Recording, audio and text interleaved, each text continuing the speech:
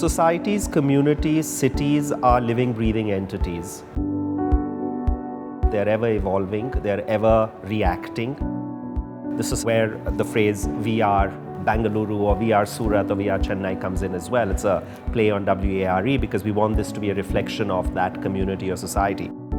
Each one of our centers, they're organic entities. They're made up of the people who experience them.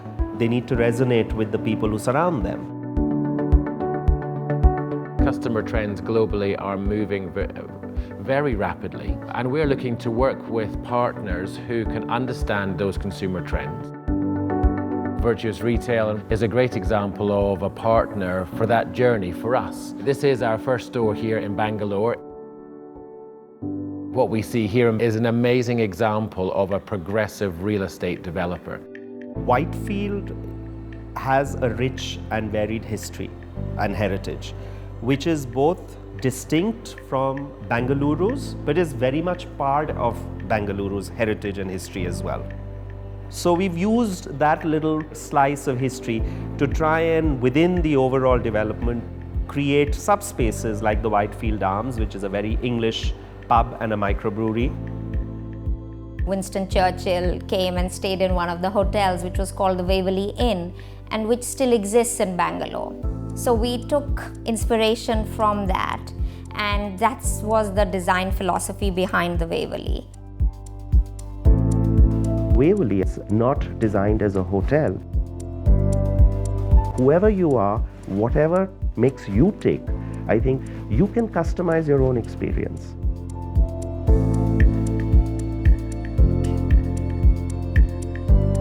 Whitefield is an entrepreneurial bowl, if I can call it. Many of them can't afford large offices, so we are giving them A-grade office space with a lot of facilities and amenities and an ecosystem where multiple people can come together and feed off each other, very much like a beehive, where the bees work together in creating something very sweet.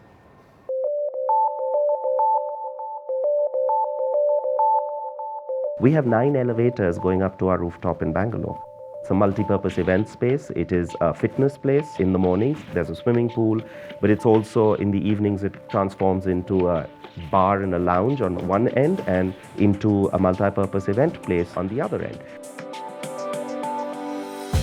So I think these are some of the things that one can do to make your development a little more unique.